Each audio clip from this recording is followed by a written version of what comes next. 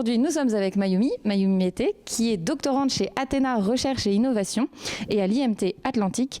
Et elle est encadrée par 2 équipes de recherche CNRS, le laboratoire GEPEA à l'IMT Atlantique et le laboratoire US2B à Nantes Université. Et ta thèse a pour titre « La synthèse d'un écosystème microbien pour la production de dihydrogène à partir d'effluents de l'industrie laitière ». Bonjour Mayumi. Bonjour. L'objectif de ta thèse est donc d'utiliser une communauté de micro-organismes présents dans les déchets rejetés par les exploitations laitières pour produire de l'hydrogène. C'est exact. Les déchets laitiers étant des déchets qui coûtent très cher à traiter, l'exploitation de ces déchets pour la production énergétique bénéficierait aux exploitations pour l'alimentation de leur réseau électrique et à des poids lourds à hydrogène. C'est ça, oui, on a tout compris. Allez, on arrête là, c'est bon. Et en fait, c'est quoi l'origine de ce projet de recherche, de cette thèse-là ? Tu peux nous en parler ?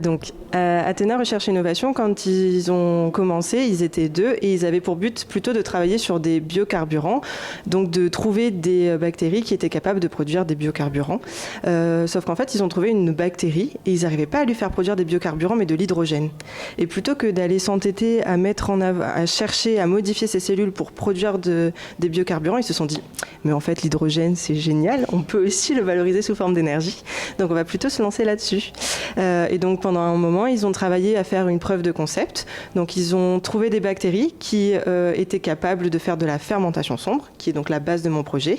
C'est des bactéries qui, en absence d'oxygène, vont être capables de consommer des sucres et produire de l'hydrogène, ce qui est vraiment incroyable. Et donc, on s'inspire de ce que sont capables de faire les bactéries dans la nature. Et moi, le but de ma thèse, c'est de venir un peu améliorer leur procédé en travaillant pas avec une seule bactérie, mais en travaillant avec une communauté de bactéries. Parce que les micro-organismes, c'est un peu aussi comme les hommes. C'est pas parce qu'on met deux hommes qui sont capables de faire la même chose qui vont mieux le faire à 2.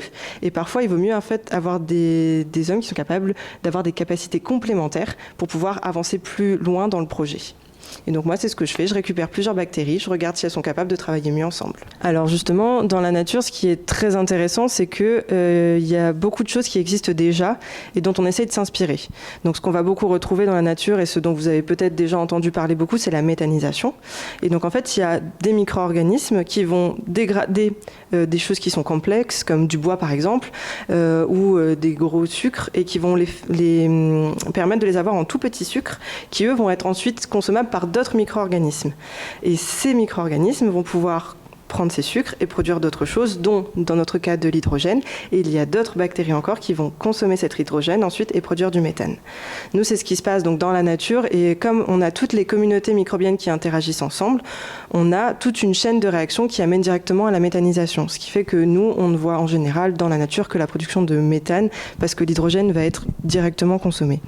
Et nous, justement, ce qu'on fait, c'est qu'on s'arrête juste avant. On se débarrasse des bactéries, enfin des organismes qui sont capables de produire du méthane pour pouvoir s'arrêter à l'hydrogène. Alors il se trouve qu'aujourd'hui il y a énormément de déchets laitiers qui sont produits tous les jours et pour l'instant ces déchets ils sont uniquement vus comme une perte d'argent parce qu'il faut pouvoir les traiter derrière, on ne peut pas relancer comme ça les déchets dans la nature. Il se trouve qu'en travaillant avec nous on va pouvoir les aider à récupérer de l'énergie verte dans leur procédé, donc on récupère leurs déchets, nos bactéries font la fermentation sombre et produisent de l'hydrogène et cet hydrogène là il est ensuite réutilisé soit sous forme d'électricité pour faire fonctionner les usines, soit dans des camions à hydrogène qui vont ensuite faire tout ce qui est la livraison des produits laitiers dans les divers supermarchés par exemple. Donc en faisant ça, non seulement donc on leur apporte de l'énergie, mais aussi on les aide à traiter une partie de leurs déchets de l'industrie laitière.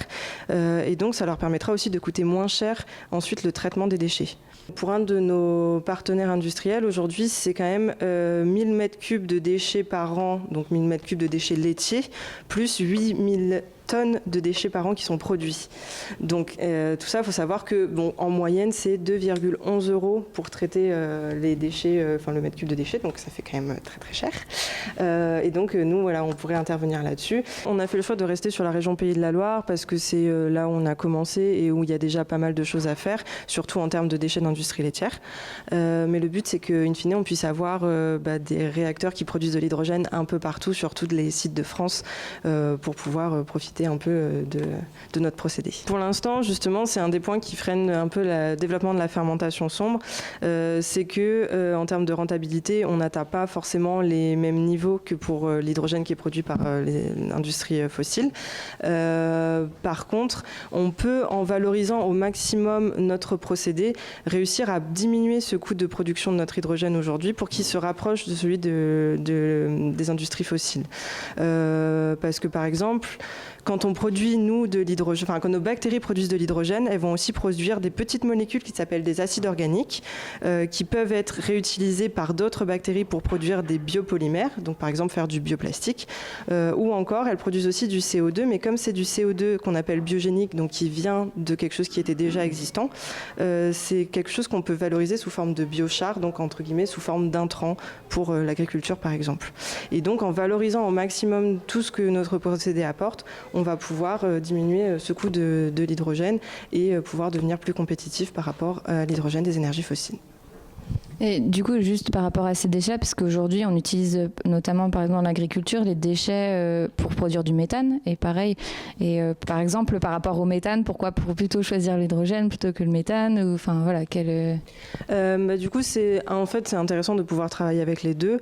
Nous, il faut savoir que qu'en travaillant avec l'hydrogène, ce qui est intéressant, c'est qu'on a un peu moins de dégagement de gaz toxiques. Par exemple, pour la méthanisation, il y a souvent de l'H2S, donc du sulfure d'hydrogène qui est produit. Et c'est un gaz qui est assez toxique pour l'être humain, notamment. Pas que, mais du coup ce serait quand même, nous on a quand même cet avantage-là de pouvoir éviter ce dégagement d'H2S. Alors en fait il faut savoir que l'hydrogène on en parle de plus en plus, mais qu'aujourd'hui il y a quand même plus de 99% de l'hydrogène qui est produit dans le monde qui en fait provient des industries des énergies fossiles.